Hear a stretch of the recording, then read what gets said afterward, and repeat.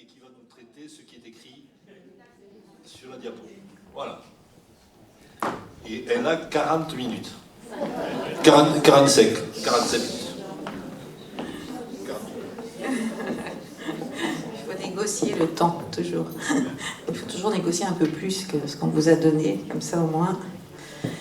Alors tout d'abord, évidemment, je vais commencer par les remerciements, c'est comme ça qu'on fait.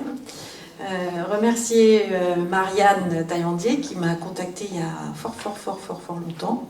Je n'avoue que je ne sais même plus exactement quand. Et qui m'a fait le grand plaisir de me demander de venir ici vous présenter quelque chose qui me tient à cœur vraiment au plus haut point.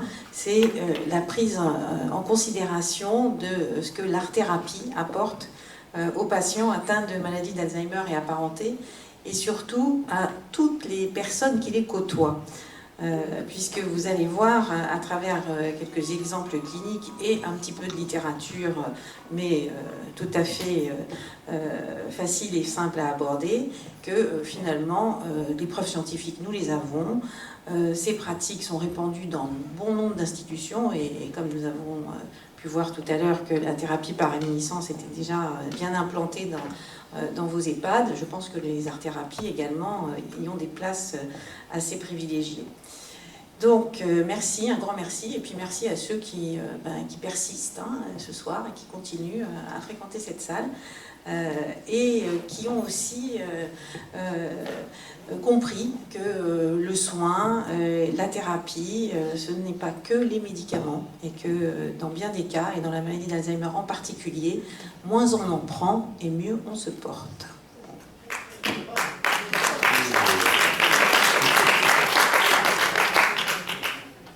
Alors, voilà ce que je vais dérouler, mais vous allez voir, il y a beaucoup de photos, il y aura un petit peu de musique, un peu de vidéo. On va faire en sorte que ce soit agréable, ludique et sympathique.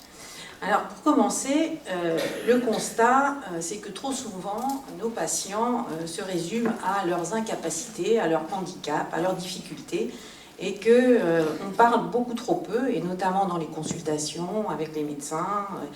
Quand on fait des bilans mémoire, on est là à dérouler tout ce qui ne va pas, et pas assez souvent tout ce qui va encore bien, et toutes ces capacités préservées qu'il va falloir essayer de maintenir, et sur lesquelles on va pouvoir s'appuyer pour alimenter la vie au quotidien et le bien-être. Je ne vous apprends rien sur le fait que le besoin de créer, d'être créatif, nous est présent tout au long de la vie. Les enfants, les très jeunes enfants, quand ils découvrent le monde, et notamment quand ils découvrent pour la première fois l'outil qu'on appelle le stylo, le feutre, le crayon, eh bien immédiatement, comme si quelque chose les dirigeait pour le faire, ils se mettent à dessiner, à écrire, à tracer des traits. Et les premiers dessins sont toujours source d'extase pour les chers parents et grands-parents qui les côtoient. Ensuite, cette capacité de créer va modifier le regard, et c'est pas à une association dont le titre modifier le regard est inscrit que je vais l'apprendre. Modifier ce regard sur le handicap, sur les difficultés, grâce à la créativité, à la création, et également, vous allez voir, grâce à l'art. Et puis l'universalité de l'art est dans la cité médiévale de Carcassonne, que j'ai arpentée hier après-midi avec un immense plaisir. J'ai pu évidemment constater que cet art était présent, et l'architecture en fait éminemment partie, à tous les étages, comme on dit à Paris quand on parle du gaz. Alors, commençons par ce que nous avons comme vestige, comme élément très signifiant de ce que l'art et les artistes d'il y a des milliers d'années nous ont légué. 36 000 ans, la grotte de Lascaux, l'Antiquité grecque représentée par les peintures de Raphaël à Rome,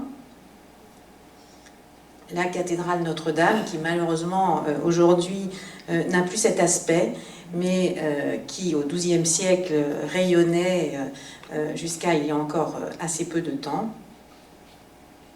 Des œuvres de peinture bien célèbres. Un intrus, dont je vous parlerai tout à l'heure. et là encore, des œuvres d'art que vous connaissez, ou en tout cas que vous avez pu voir. Je vous ai présenté ce Gauguin parce que c'est un des tableaux les plus chers au monde. Est-ce que quelqu'un a une idée du prix qu'un riche Qatari a payé pour s'offrir cette œuvre? C'est pas Neymar, non? Eh bien, 300 millions de dollars pour accrocher ce tableau dans votre salon. C'était en 2015 le tableau le plus cher au monde. Alors, on va revenir sur quelques notions. C'est quoi la beauté et l'art, la culture, la création, la créativité? Je vous donnerai quelques éléments de définition de ce qui est aujourd'hui la neuroesthétique, c'est-à-dire la tentative de comprendre ce qui se passe dans le cerveau face à une œuvre d'art. Et puis ensuite, on parlera plus spécifiquement des arts-thérapies et de la musicothérapie également. Alors, la beauté, beaucoup de définitions. La beauté au sens philosophique est assez variée, et depuis Platon, en passant par Saint-Augustin, par Kant et Hegel, on a des définitions qui sont très variées. Ce qui me paraît être très intéressant, c'est la toute dernière, avec le fait que la beauté, c'est ce qui permet à l'homme d'accéder à la conscience de soi. Et vous allez voir que dans l'art-thérapie, c'est un des fondements. L'art, maintenant, l'art est une manière de faire une chose, alors en général selon certaines règles, certains procédés, avec une méthode, et on reconnaît aussi aux artistes un style qui souvent se répète d'objets, d'œuvre en œuvre. Ces objets sont créés et sont destinés à produire chez l'homme un état de sensibilité, un plaisir, et c'est ce qu'on appelle le plaisir esthétique. Je vous ai mis une petite citation de Louise Bourgeois qui me paraît intéressante, où elle dit « Je ne suis à la recherche ni d'une image, ni d'une idée, je veux créer une émotion, celle du désir, du don et de la destruction. » Et c'est là qu'apparaissent donc les émotions qui, comme vous allez le voir également, sont au centre de la pratique en art-thérapie. Alors la culture, c'est un ensemble de connaissances, et c'est lié à l'enrichissement de l'esprit, et la culture est quelque chose qui ne s'hérite pas, mais qui se conquiert, comme le disait Malraux. Et depuis peu, on assiste à un droit de plus en plus répandu d'accès à la culture, avec notamment l'ouverture de beaucoup de musées, avec des visites adaptées dans les musées pour les patients atteints de maladie d'Alzheimer. Et les premiers à ouvrir cette possibilité ont été les Américains, avec un programme au MoMA, au Musée d'Art moderne de New York, qui a donné lieu à des publications, et dont beaucoup se sont inspirés, puisque a été organisée à Paris il y a 4 ans de cela, une conférence pour expliciter à tous les musées du monde entier qui voulaient y participer comment on pouvait mener des visites adaptées, et quel que soit le musée, tout était possible, moyennant un petit peu de connaissances et d'échanges avec ceux qui avaient déjà fait les choses. Alors créativité, eh bien, dans création, évidemment, action de créer une œuvre originale, évidemment, qui n'existait pas auparavant, sinon ce n'est plus de la création, c'est de la copie. La créativité, c'est la capacité d'un groupe ou d'un individu à imaginer, construire un concept neuf. Et ce qui est intéressant, c'est plus le processus créatif, ce qui va permettre d'aboutir à l'objet nouveau, à la solution, plutôt que l'objet finalisé, puisqu'en général, une fois que l'objet est terminé, eh bien, on a tendance à passer à autre chose. Alors, pour les arts-thérapies, il faut quand même pas être trop angélique, et on constate quand même, non pas un paradoxe, mais beaucoup de paradoxes, puisqu'elles sont largement proposées dans les institutions, et notamment dans les institutions gériatriques. Il existe une formation universitaire des professionnels, les art-thérapeutes sont diplômés d'État. Elles sont considérées comme des thérapies non médicamenteuses, et il existe de nombreuses publications scientifiques qui s'appuient dessus, de très sérieuses institutions comme la HAS en France font figurer l'art-thérapie et les thérapies non médicamenteuses au centre des projets de soins de nos patients atteints de déclin cognitif. Et puis, bien sûr, il existe des indications thérapeutiques qui sont connues des professionnels et qui montrent, et là aussi, des résultats dont je vous parlerai par la suite. À côté de ça, les art-thérapeutes, qu'ils soient musicothérapeutes, danse-thérapeutes, vous verrez que l'art-thérapie est très très vaste, ne sont pas reconnus comme professionnels de santé. Il existe quand même encore beaucoup de personnes qui ont une méconnaissance totale de ce qu'est un atelier d'art-thérapie, un atelier de réminiscence ou de musicothérapie. Pour eux, musicothérapie, on met un CD et puis on fait de la musicothérapie. Et puis l'art-thérapie, après tout, vous donnez un mandala à un patient, un résident, 3 crayons, et vous faites de l'art-thérapie. Évidemment, ça n'est pas du tout de cela qu'il s'agit, et on verra après ce qu'est la réalité de cette thérapie. Et puis pour terminer, évidemment, le problème également, c'est ce manque de considération de la part des tutelles et notamment des médecins qui connaissent très mal ces thérapies. Et j'ai souvenir que notre directeur d'hôpital, quand il parlait de l'hôpital de jour de rééducation dont je m'occupe, il appelait ça l'hôpital de jour macramé. Autant vous dire qu'on n'adorait pas du tout le rencontrer. Alors, malgré tout ça, les choses se structurent, s'organisent, et les art-thérapeutes, notamment, ont une fédération, la Fédération française d'art-thérapie, la FAT, qui s'est organisée et a produit une définition qui permet de bien comprendre ce qui est recherché et ce qu'est l'art-thérapie de façon claire et véritable. Eh bien, l'art-thérapie, je l'ai mise en rouge pour que personne n'en rate une miette, c'est une pratique de soin, donc nous sommes vraiment dans le soin, qui est fondée sur l'utilisation thérapeutique du processus de création artistique. Et c'est vraiment le processus qui est en cause. Et comme je vous le dis et je vais vous le répéter, ce n'est pas forcément l'œuvre finale qui est le fondement de la thérapie, c'est bien le processus qui va se dérouler tout au long de l'atelier et des ateliers qui vont se succéder. Pour cela, on peut considérer que c'est une forme de psychothérapie qui finalement utilise la création artistique. Alors ça passe du dessin, de la peinture, le collage, la sculpture, le théâtre. Toutes ces formes d'art peuvent être utilisées comme médiation, et ça permet au patient de prendre contact avec sa vie intérieure, avec son autobiographie, avec ses sentiments, ses rêves, son inconscient, sa vie, et de l'exprimer et de se transformer alors que la maladie est présente, afin d'améliorer finalement sa qualité de vie. Les art-thérapeutes vont être là pour faciliter cette transformation et pour aider le patient à développer ses capacités créatives, parce que évidemment, toute personne qui n'a pas forcément une aptitude aura plutôt des réticences à vouloir prendre un crayon, à faire un modelage, etc. Et beaucoup de patients disent « Ah non, non, non, je ne veux pas y aller, je ne sais pas dessiner ». Eh bien voilà, l'art-thérapeute va pouvoir faciliter les choses et permettre l'inscription du patient dans son atelier. Qu'est-ce qui va résulter de cet atelier et qu'est-ce qu'on recherche finalement? C'est vraiment la valorisation de soi et à travers la création de pouvoir exprimer et soulager la souffrance souvent psychique qui est vécue par les patients, qui n'est pas toujours exprimée, mais qui s'exprime parfois à travers leur comportement et pas toujours dans les mots.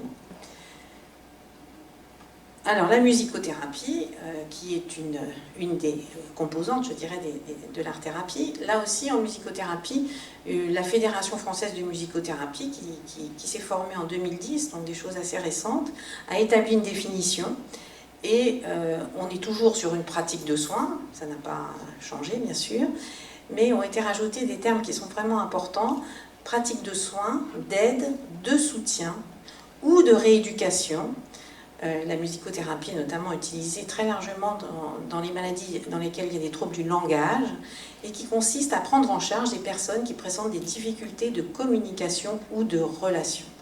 En cela, on va utiliser la musique comme support et notamment toute l'histoire de chaque personne. Chacun d'entre nous a une histoire avec de la musique. On a nos chansons favorites, on a tout un tas d'événements familiaux qui ont été accompagnés de musique. Et la musique va servir à ouvrir les réseaux de communication et faciliter l'expression. Voilà. Tout va bien, vous me suivez? Alors là, j'aborde des choses un peu plus complexes, mais on va faire quelque chose de... Vous allez voir que finalement, on peut tout rendre beaucoup plus simple. Art et cerveau. Bon, vous savez que la maladie d'Alzheimer, une maladie qui touche le cerveau, je ne vous apprends rien. Et pourquoi qu'est-ce qui se passe finalement face à l'observation, notamment d'une œuvre d'art? Eh bien, la neurologie s'est intéressée à ce sujet et quelques neurologues se sont demandé s'il existait finalement des corrélats neuronaux pour expliquer quel était le substrat de l'expérience esthétique. Finalement, comment le cerveau répond-il à l'art? Comment sommes-nous sensibles à la beauté? Et qu'est-ce qu'on sait aujourd'hui de l'émotion esthétique? Alors là, vous avez le droit de fermer les yeux, c'est en anglais, je m'en excuse, mais tout ça pour vous dire qu'on a même mis en évidence des régions du cerveau qui étaient spécialisées dans le mouvement, dans la perception de la forme, dans la perception de la profondeur, dans la perception des espaces, et surtout aussi dans la reconnaissance d'un visage connu, aimé, ça se situe dans une région du cerveau. Et puis bien sûr que les circuits de la récompense et du plaisir sont très impliqués avec production d'hormones face à des objets d'art qui nous plaisent et pour lesquels on ressent des émotions particulières. L'expérience esthétique, alors des études très sérieuses qui ont montré qu'on ressentait beaucoup plus d'émotions quand on était dans un musée, à voir une œuvre originale, que quand on regardait le catalogue du musée. C'était pas du tout la même chose. Quand on connaît le titre de l'œuvre, on est beaucoup plus intéressé que quand on ne la connaît pas. Ensuite, quand c'est une copie, et quand on vous le dit, l'émotion est bien moindre que quand on est face à une œuvre originale. Bien sûr, toutes ces expériences esthétiques vont être modulées en fonction de nos connaissances artistiques, de nos goûts, des techniques, des conventions, et puis bien sûr de notre culture. Pour la musique, c'est très simple. La musique, dans le cerveau, c'est partout. Voilà. On peut dire que notre cerveau est baigné dans la musique. Et quand on parle de mémoire musicale, on sait que c'est réparti dans tout notre cerveau. Et c'est pour ça qu'actuellement, la musicothérapie est très utilisée dans la maladie d'Alzheimer et les maladies apparentées, puisqu'elle ne suit pas les circuits qui sont touchés par la maladie. Et on voit beaucoup de patients qui finalement se rappellent de chansons anciennes alors qu'ils ont des oublis à mesure et des oublis très très importants. Et pourtant, ils se rappellent d'un certain nombre de mélodies et de textes, notamment quand on les associe à des mélodies. Donc, quelque chose qui est très intéressant ensuite pour la rééducation. Dans l'émotion esthétique, les études ont montré que le jugement esthétique mettait à contribution les régions du cortex frontal et du cortex également postérieur et temporopariétal. Donc là aussi, une mise en action de très larges régions cérébrales. Alors j'avais contacté en 2014 M. Chatterjee, qui est un neurologue américain, qui travaille énormément sur cette question de la neuroesthétique. Et donc il a réussi, grâce à des études d'imagerie cérébrale, à isoler un certain nombre de régions, là aussi, qui sont impliquées dans ce jugement esthétique.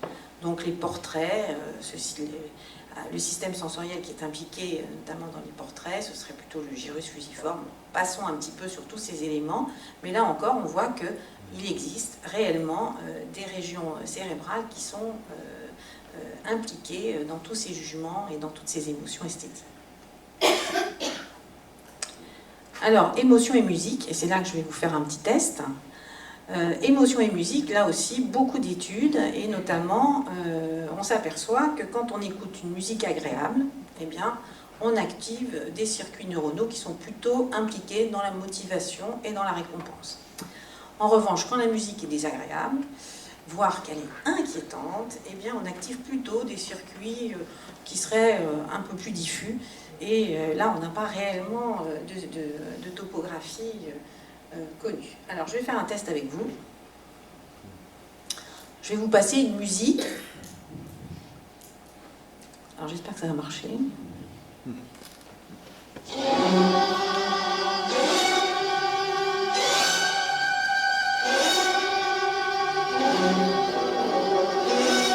Alors, quelqu'un a dit, en écoutant ça, qu'il allait envahir la Pologne.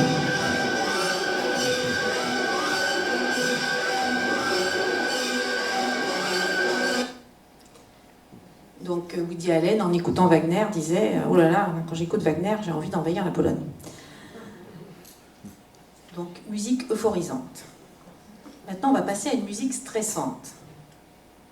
Alors, si jamais vous ne ressentez pas du tout ça, vous me le dites. Hein.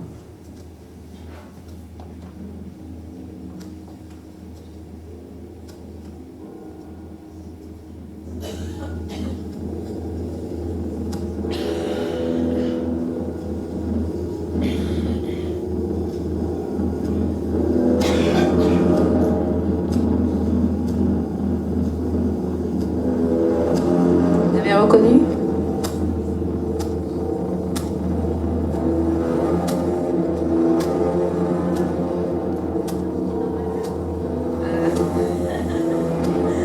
Effectivement, les dents de la mer.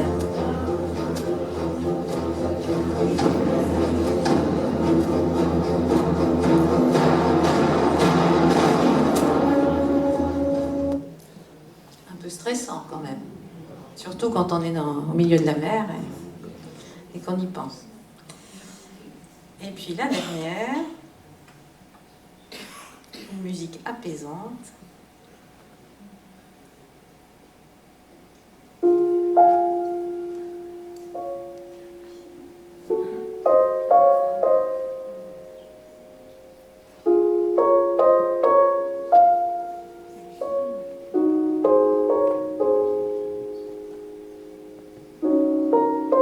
Le premier qui a reconnu. Merci. Ah, voilà, Clair de Lune, Claude Debussy, Un réveil le matin. Pour madame qui est tout en haut de la classe, au fond de la classe, qui se cache. Bravo. Voilà, donc la musique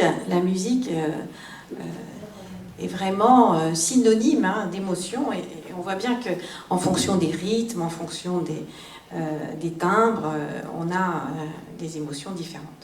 Alors, juste quelques éléments à propos de l'impact des troubles cognitifs sur la créativité artistique, ça a été étudié. On voit différentes choses, mais finalement, quand on va voir les productions des patients, on est assez éloigné de ces études un petit peu stéréotypées et probablement un peu trop convenues. En ce qui concerne l'atteinte cognitive, l'influence des troubles cognitifs peut se porter sur la dimension technique de la production artistique avec quelques libertés vis-à-vis des conventions, la représentation interne du monde qui peut être légèrement modifiée et les troubles visio-perceptifs et visio-constructifs qui peuvent amener à une déstructuration du dessin. Vous allez le voir sur quelques exemples. L'attention, c'est que les patients ont des troubles attentionnels assez importants et maintenir son attention lors d'un exercice de créativité peut être plutôt compliqué. Et mener sa création jusqu'à son terme, là aussi, peut nécessiter une mobilisation attentionnelle très importante dont certains patients ne sont pas toujours capables. Enfin, les symptômes psychocomportementaux vont avoir également une influence sur la tonalité du dessin, comme on va le voir dans l'étude suivante. Donc, c'est une étude de Rankin en 2007, 49 sujets, 19 patients Alzheimer, 9 patients atteints de dégénérescence frontotemporale, 9 démences sémantiques et 15 patients témoins.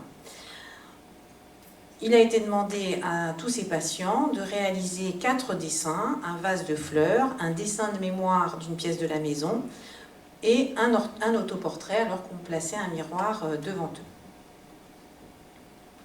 Alors voilà les résultats. vous avez NC, ce sont les patients témoins, FTD, les frontotemporaux, SD, c'est la démence sémantique, et AD, la maladie d'Alzheimer. Ce que l'on peut dire de ces dessins, c'est que le type de démence finalement influence de façon qualitative et quantitative le dessin et la production picturale, avec notamment dans la DFT des bizarreries, des figures moins figuratives justement, et des libertés de style, alors que par exemple dans la maladie d'Alzheimer c'est assez conventionnel, assez peu original, assez fidèle à la réalité. Alors on a également quelques papiers intéressants sur l'impact du déclin cognitif chez des artistes reconnus. Et là on en a 3 qui ont été bien étudiés. Carolus Horn, est-ce que vous connaissez Carolus Horn ? Et pourtant, c'est lui qui a dessiné, qui a mis au point le logo de Coca-Cola. Carolus Horn, donc il a fait une maladie d'Alzheimer à l'âge de 60 ans, et je vais vous montrer quatre dessins qui représentent exactement la même scène, et on va voir l'évolution sur ces 4 dessins.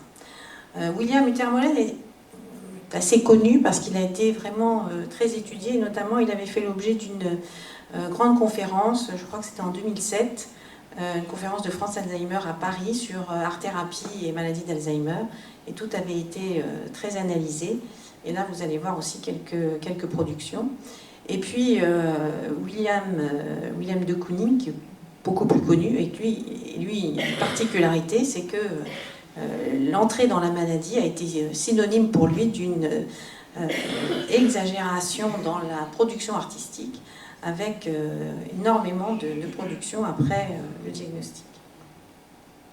Alors Carolus Horn, vous voyez ici, on est en 78, donc les choses sont assez fidèles à la réalité, et on bascule dans la maladie entre celle-ci, et là on a des productions plus simplistes, mais avec un côté un peu plus naïf, avec beaucoup plus de couleurs. Et entre-temps, donc, la maladie s'est déclarée. Utermohlen, des autoportraits, j'en ai sélectionné quelques-uns.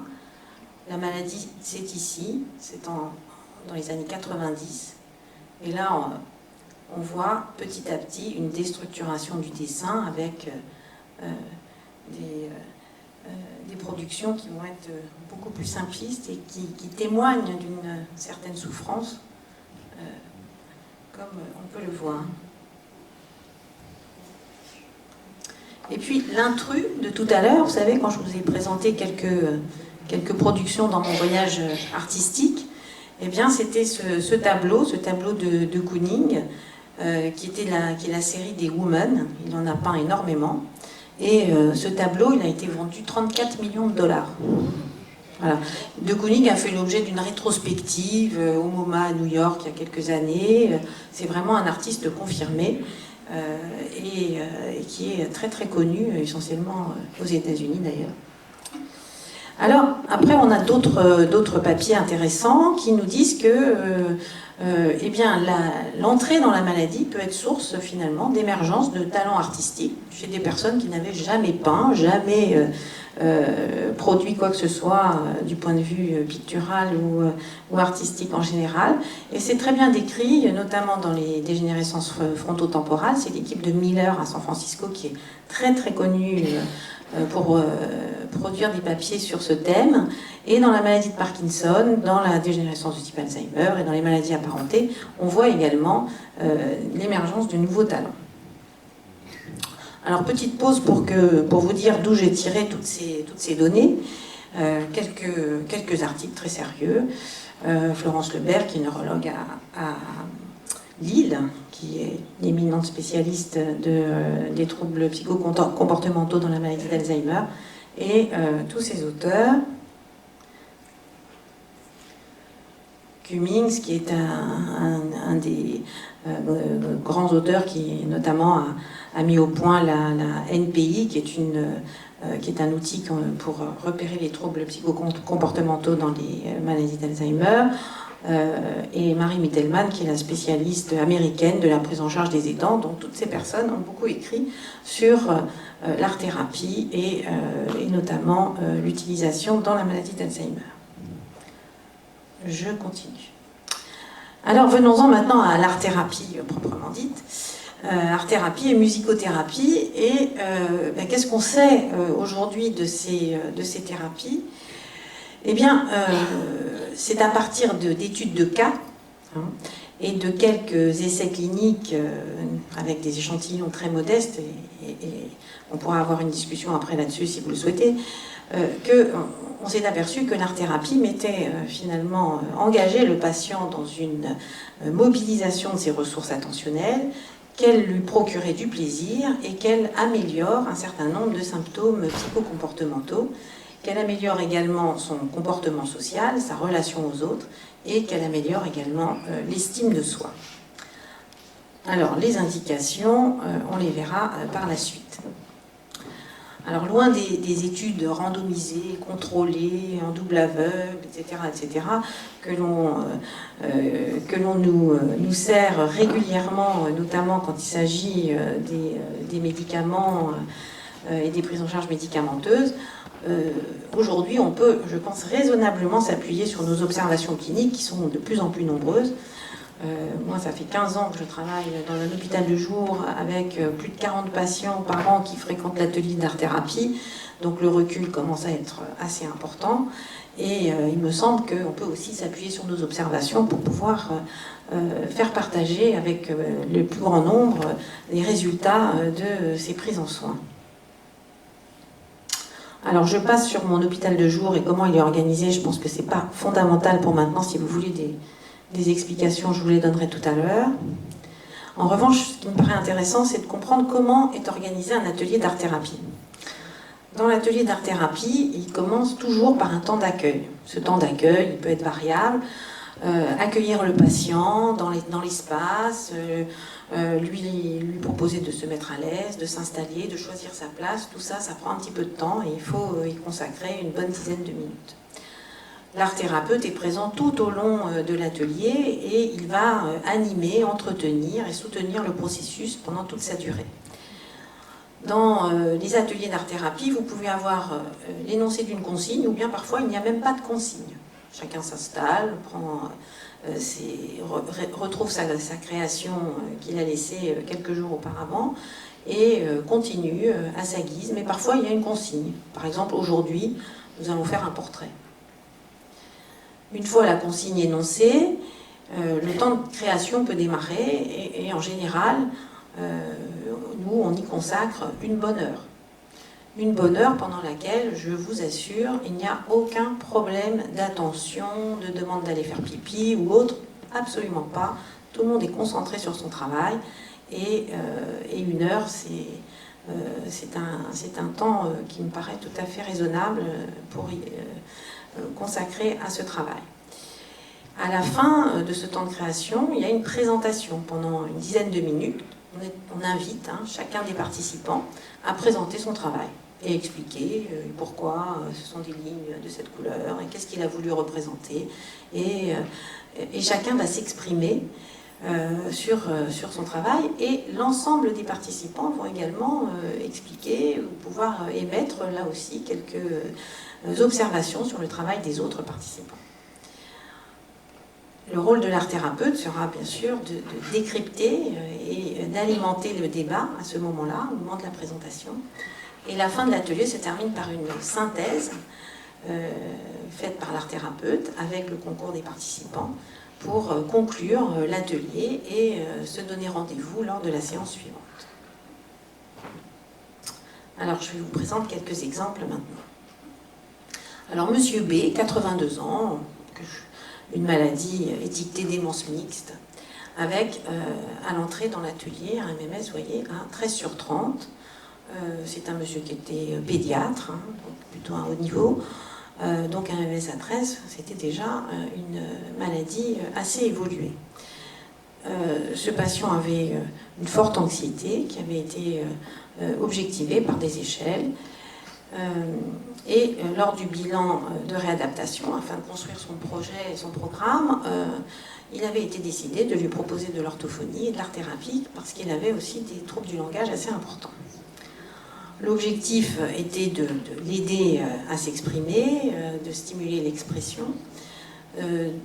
Ce monsieur était très replié sur lui-même et on le sentait un peu en difficulté dans la relation avec les autres personnes. Et donc, il s'est exprimé après quelques séances en expliquant le plaisir qu'il avait à être là et que ça donnait un autre sens à sa vie d'aujourd'hui. 11 séances d'art-thérapie, je vais vous montrer quelques résultats, avec un investissement toujours très important dans l'atelier. Alors au tout début, il présente des petits personnages, il avait choisi la Terre pour démarrer, et c'était plutôt de ce qu'il en disait, des nouveau-nés qui faisaient des roulades, etc. Et donc là, on faisait référence évidemment à sa profession puisqu'il était pédiatre. Ensuite, il s'est rapidement tourné vers l'encre et il s'est mis à tracer des traits, des lignes, des courbes et à y mettre des couleurs au fur et à mesure de l'avancée de ses travaux. Donc vous avez ici, chronologiquement, on passe là, ici. Ici, vous voyez que c'est pas vraiment le résultat qui compte.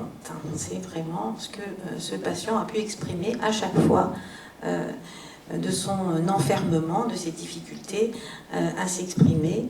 Et petit à petit, à chaque fois qu'il devait communiquer avec l'ensemble des participants sur ce qu'il avait exprimé, ce qu'il faisait, il expliquait qu'il construisait, qu'il était en pleine construction. Deuxième patiente, une femme jeune, 52 ans, avec une démence de type Alzheimer. C'est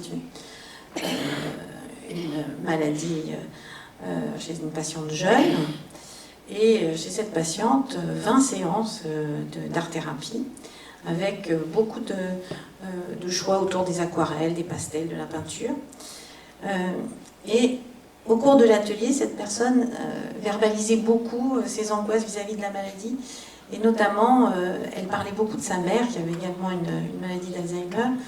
Et je me souviens très bien d'avoir entendu dire j'ai 52 ans, j'ai dit je suis encore là, je suis encore présente, je vis chez moi avec ma fille, tout se passe très bien, je sens que je vais faire mieux que ma mère.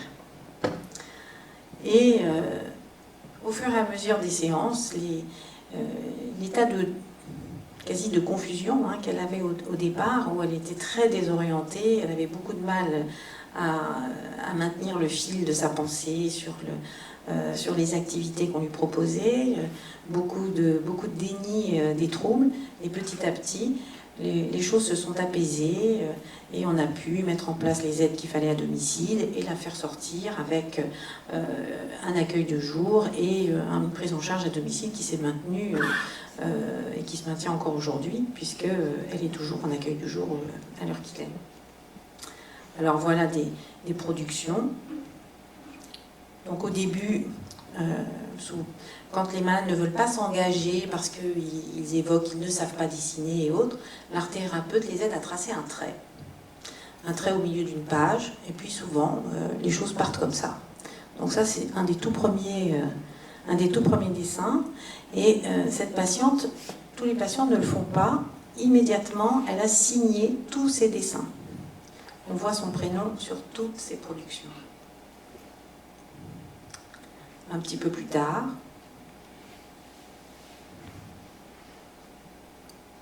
c'est une femme végétale, c'est elle qui a donné un titre.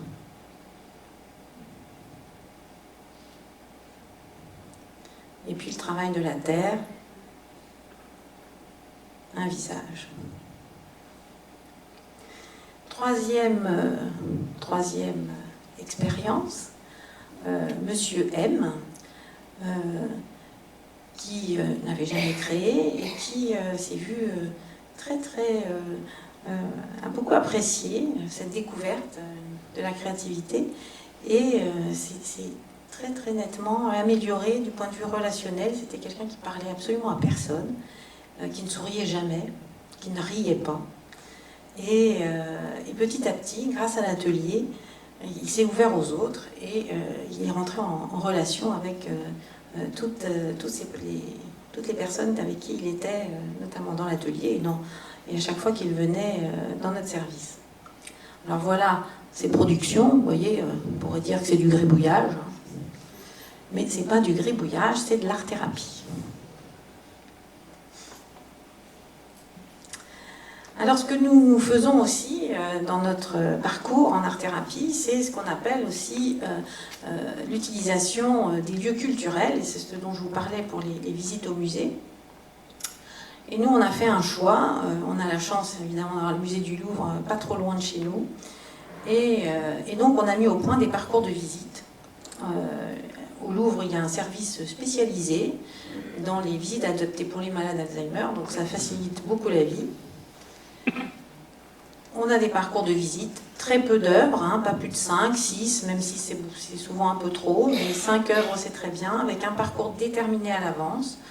On essaye d'avoir des thèmes, on privilégie des lieux qui ne sont pas trop surchargés, pas trop fréquentés, pour pouvoir s'installer. Le Louvre nous procure des petits pliants, donc on peut s'asseoir devant les œuvres, et puis on se promène. Et parfois, on a même la chance d'y aller le mardi après-midi quand c'est fermé. Donc, ça permet d'aller voir des œuvres dont les Japonais sont très friands. Ils traversent toute la Terre pour venir voir la Joconde. Et là, récemment, elle a été changée de place. Ils étaient totalement désespérés. Mais nous, on a la chance de pouvoir y aller. Et on est parfois tout seul. Vous allez voir une photo. Alors, le rappel de l'histoire personnelle avec les tableaux des frères Lenain, par exemple. La mémoire collective, hein, de faire appel à la mémoire sémantique dont on sait qu'elle est relativement préservée au premier stade de la maladie, peut être très intéressant.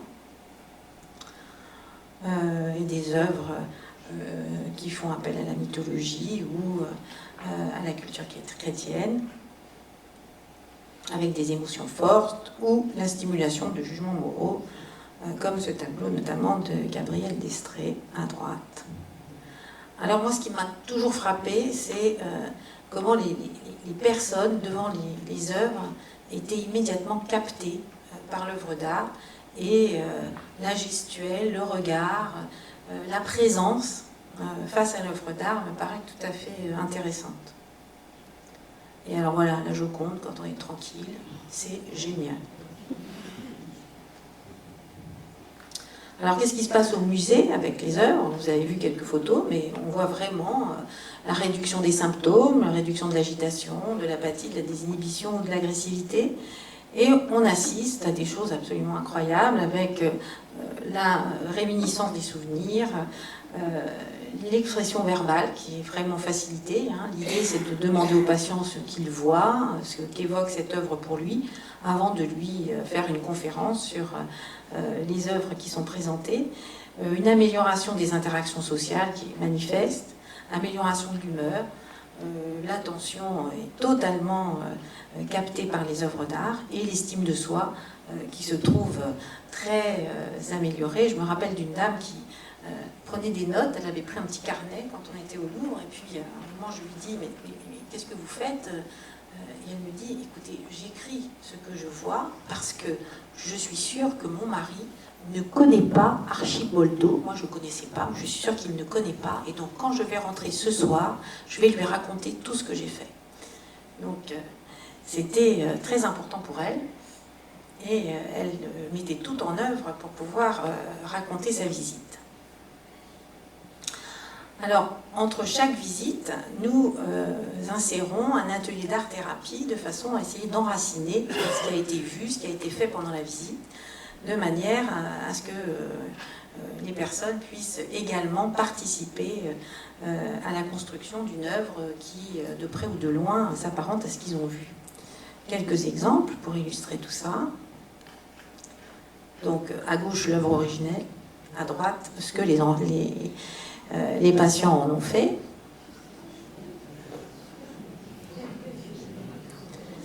Ici, pour le cardinal, on avait proposé des œuvres géométriques, donc on avait découpé la robe, c'est un ensemble de triangles et de figures géométriques. Donc, après, à partir d'une reproduction, on avait coupé des petits morceaux, et puis les patients se sont mis à reconstruire la robe du cardinal. Et puis, dans ce tableau de Georges de la Tour, qui est absolument somptueux, ils ont recréé le clair-obscur grâce à des papiers de couleur pour montrer que la lumière était en fait liée à la couleur.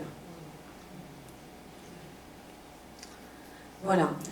Alors, j'en ai fini avec l'art-thérapie, et maintenant, je souhaitais quand même vous passer, et donc je suis dans les temps, il me reste 5 minutes, c'est formidable, et donc je vais vous passer un petit film que j'ai emprunté à un musicothérapeute et ami de longue date, pour vous illustrer ce qu'est la musicothérapie, parce que je pense que je pourrais en parler pendant des heures, mais avec ce film, les choses vont être très claires et très simples.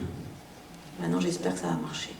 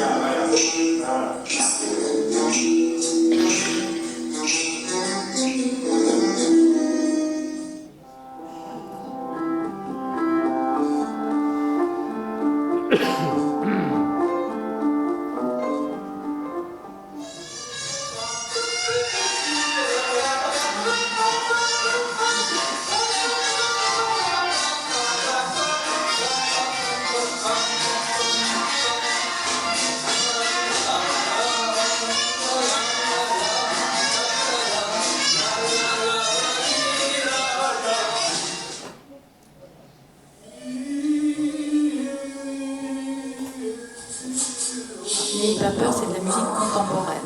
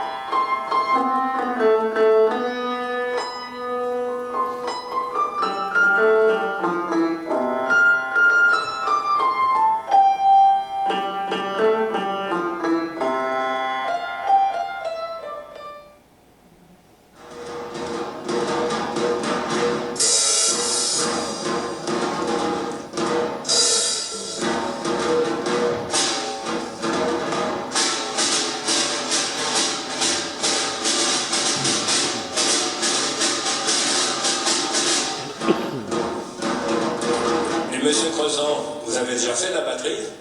Hein? Vous avez déjà fait de la batterie? Moi? Oui. C'est ça la batterie? Oui. Je sais. Ben alors, vous avez appris où ça? C'est votre oreille qui vous conduit? Oui, oui, c'est... Oui, oui. Oui, je fais la chantelle. Voilà. Oui, ça me règne.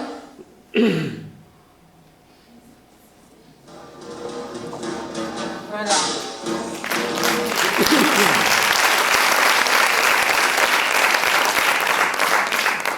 Et encore 3 minutes, c'est possible? Juste pour vous synthétiser un petit peu tout ça, pour vous dire que bon, les indications, finalement, quelque part, il y a énormément d'indications, donc on essaye de les regrouper, mais pourquoi art-thérapie? Déjà parce qu'il y a des bases scientifiques solides. Après, parce que des préconisations existent, notamment par des instances, la Haute Autorité de Santé, la Fédération des IM2R, l'Association internationale de psychogériatrie, ont inscrit ces pratiques de soins comme faisant partie intégrante des projets de soins des patients, que nous avons des professionnels formés et expérimentés, et de plus en plus, dans toutes nos institutions, que la perception et les émotions restent intactes dans la maladie, et ce, tout au long de son évolution.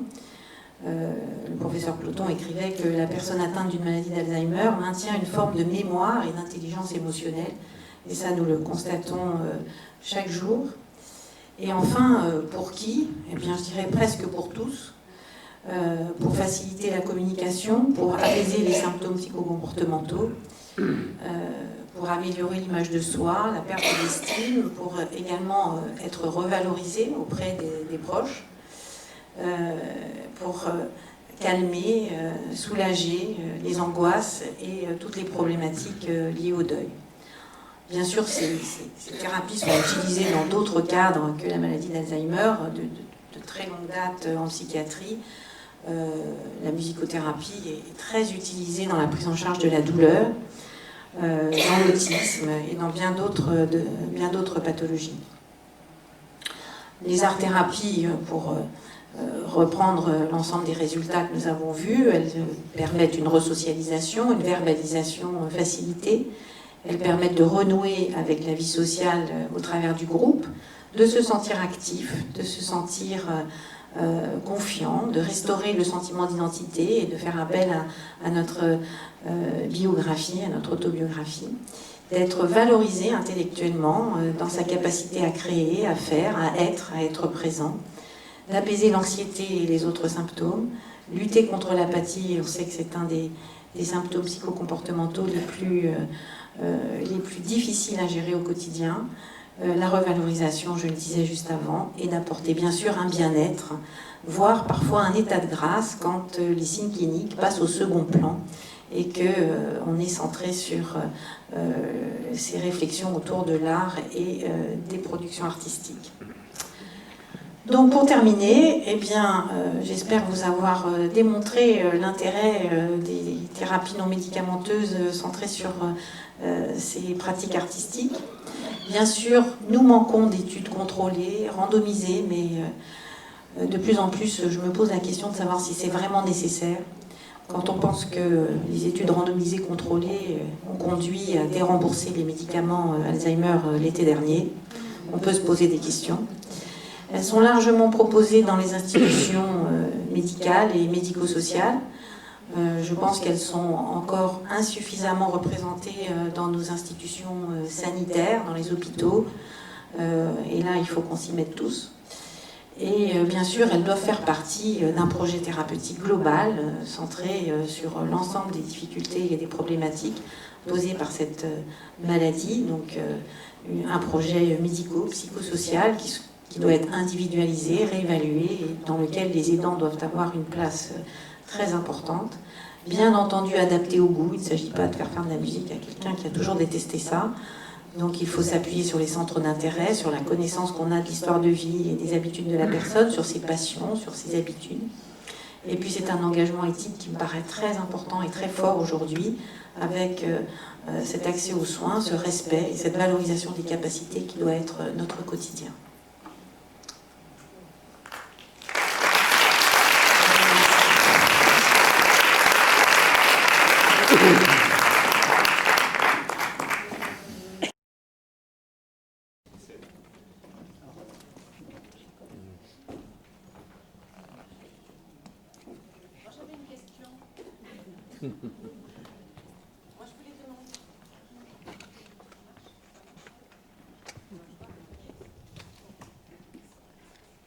Ça marche.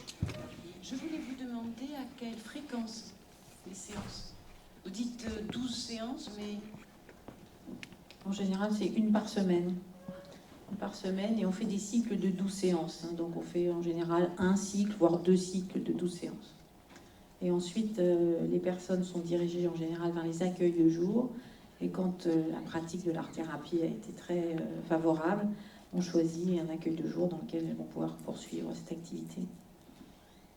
Et quand vous dites ça, on en est tous convaincus que ça les améliore beaucoup, qu'il y a ce plaisir partagé, cette estime de soi. Est-ce que vous avez pu évaluer entre, je suppose que non, entre des personnes qui suivent une art-thérapie, de l'art-thérapie et d'autres qui n'en suivent pas, s'il y a un effritement plus rapide chez les gens qui n'en suivent pas? Non, on n'a pas cette, enfin, on ne les a pas comparés. En fait, ensuite, on est un petit peu en difficulté puisque les patients chez nous ne restent pas longtemps. Donc, au terme de leur séjour et de ces 12 séances, en général, ils s'en vont et nous, on ne les revoit pas. Donc, les seules façons pour lesquelles on a ces retours, c'est ceux que je suis moi en consultation. Donc, et donc, pour ces patients, on ne peut pas vraiment dire qu'il y a un effritement, puisque de toute façon, ensuite, ils vont continuer l'activité ailleurs. Donc, ça plaide plutôt pour un côté finalement assez universel de la pratique de l'art-thérapie, parce que pendant très longtemps, on a dit mais l'art-thérapie, ça dépend de l'art-thérapeute. Ça peut être bénéfique ou pas, mais c'est vraiment le thérapeute qui fait la thérapie. Et je suis plus du tout convaincue de ça. Je pense que c'est le patient qui fait thérapie avec son thérapeute comme complice de son travail. Mais à partir du moment où les patients ont vraiment, je dirais, mis le doigt dedans, ça se poursuit extrêmement longtemps et avec des bénéfices qui se poursuivent, notamment sur le maintien de l'attention et sur l'anxiété et la dépression, ça c'est très net. Quelle différence vous faites entre l'art-thérapie et ce qu'on appelait l'art brut ou la peinture des démons? C'est-à-dire que la peinture des démons, elle est spontanée. On la voit, on a eu des tas d'expositions, du buffet, etc. Est-ce que vous faites une différence entre les deux? Laquelle? L'art brut, finalement, c'est l'émergence d'un talent artistique chez une personne qui a une maladie psychique.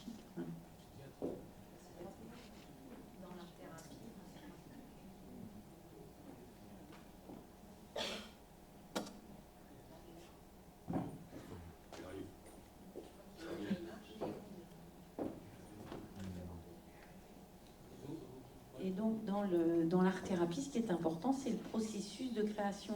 Le résultat n'est pas important. Enfin, il est important, évidemment, pour la revalorisation. C'est toujours bien de montrer quelque chose de beau. Mais dans l'art brut, c'est vraiment la production. On produit une œuvre d'art sans tenir compte des règles et des conventions habituelles. Alors que là, en art-thérapie, voilà, les patients ils participent à l'atelier, ils mobilisent leurs ressources, ils se sentent mieux, ils sont heureux, ils sont contents et ils ont des productions que parfois d'ailleurs ils ne veulent même pas emporter avec eux et que parfois ils emportent, mais la finalité ce n'est pas la production.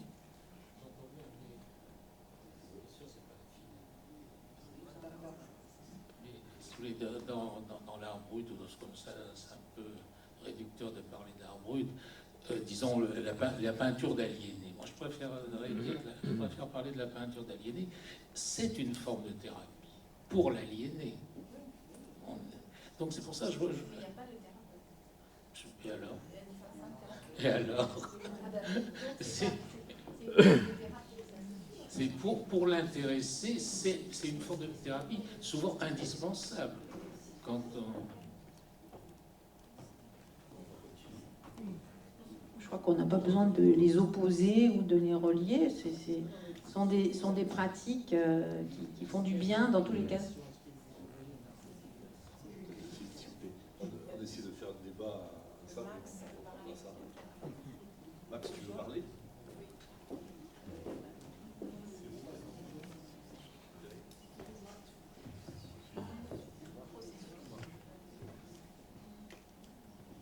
Oui, c'est encore Max. J'ai une question de terrain à vous poser, à savoir, lors d'une séance musicothérapie, la thérapeute envoie un morceau de musique. La personne est là, Alzheimer, elle écoute, elle se met à pleurer. L'intervenante arrête la musique. Elle remet un autre morceau de musique, la personne se remet à pleurer. Oh mon Dieu, elle pleure. Donc, elle a remis un autre morceau et là, elle s'est arrêtée de pleurer. Fallait-il arrêter le morceau de musique en considérant que le pleur est quelque chose qui est négatif? Je considérais que c'était positif parce que c'est un sentiment aussi. Qu'est-ce que vous en pensez? C'est une émotion. Je pense qu'il fallait accueillir l'émotion, essayer de la traduire par des mots. De l'apaiser peut-être après. Et de l'apaiser Mais ne peut-être pas après. arrêter la musique.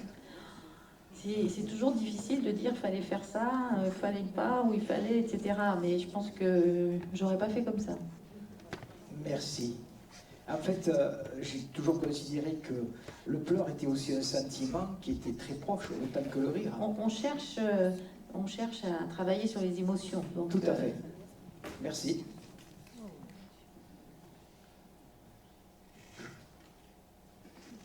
Le micro est ici. Moi, j'aimerais bien, parce que c'était très intéressant de voir que Madame Montet insistait sur le processus. Or, quand nous sommes des aidants familiaux, des proches ou même des bénévoles ou des soignants, nous insistons quelquefois sur le résultat. Et je trouve intéressant d'insister sur le processus, vraiment. Et on a envie qu'ils réalisent quelque chose, alors que ce qui est important, c'est qu'ils participent à la création et qu'ils s'expriment. Et pour en revenir à la Joconde, il y a quelques années, quand j'étais médecin à Antinéa, j'avais été voir le musée de Carcassonne, qui n'est pas accessible aux personnes qui ont des handicaps moteurs. Maintenant, ça a peut-être changé, hein, mais à l'époque, c'était impossible. C'était impossible. Et on n'a pas besoin de voir la Joconde. Hein. L'autre jour, je suis allée avec mon petit-fils de 4 ans et demi à l'exposition d'art contemporain. Il s'est arrêté devant la guitare. Et il me dit, c'est du sang. Donc, je pense que des personnes atteintes de déclin cognitif sont capables de s'extasier, de regarder. Enfin, moi, je trouverais intéressant que dans nos après-midi détente, nous puissions aller au musée. Oui. Quand on avait organisé cette conférence avec les musées à la Cité de la Musique, je me souviens très bien d'avoir discuté avec une Norvégienne qui avait un musée des transports dans une petite bourgade. La Norvège n'est pas un pays très très peuplé, donc je pense qu'il ne devait pas y avoir beaucoup d'habitants. Et il y avait ce musée des transports dans lequel il y avait de vieilles locomotives, des vélos, enfin toutes sortes de moyens de transport. Et elle avait monté une visite pour les patients Alzheimer, et c'était quelque chose de vraiment formidable. Elle racontait cette expérience, et je pense que voilà, tout fait musée. Je pense qu'ici, en ayant passé une après-midi dans votre cité médiévale et ses alentours, il y a de quoi faire de belles balades musée à ciel ouvert. Alors, moi, je vous remercie vraiment pour cette intervention, parce que donc l'art a fait partie donc de mon métier. En tant qu'enseignante, j'étais détachée art et littérature, et donc je me suis trouvée plusieurs fois face à des œuvres et face à des enfants. Et je peux constater que plus les enfants sont petits, plus ils sont sensibles à l'art, contrairement à ce que l'on pourrait croire. Hein. Lorsqu'ils grandissent, eh bien, ils commencent à se figer, à prendre les habitudes que notre société donne. Et ce que j'ai vu sur les personnes âgées face au tableau est malade, là, hein, eh bien, m'a fait aussitôt réagir par rapport à ces petites maternelles qui, par exemple, comme vient de dire Marianne, face à une guitare, savent par le corps la reproduire. Parce que ce qu'on leur demande, on leur dit, eh bien voilà, tu vois quelque chose là, eh bien avec ton corps, fais ce tableau, essaie de le faire, essaie de le réaliser. Et c'est surprenant la façon dont ils se plient, dont ils imitent, dont ils arrivent à créer par le corps des attitudes qui correspondent quelque part dans leur intimité à l'art qu'ils perçoivent. C'est un miroir formidable. Et hélas, plus on grandit et plus on se fige. Et quand je recevais donc des étudiants de l'UFM de Carcassonne, parce que j'étais formateur aussi d'adultes, eh bien ce n'était plus du tout la même chose. À la limite, ils étaient figés, avaient du mal, se regardaient, c'était tout à fait différent. Voilà, et c'est dommage, et j'ai retrouvé avec les malades ce que je retrouve chez les enfants en bas âge. Donc merci encore.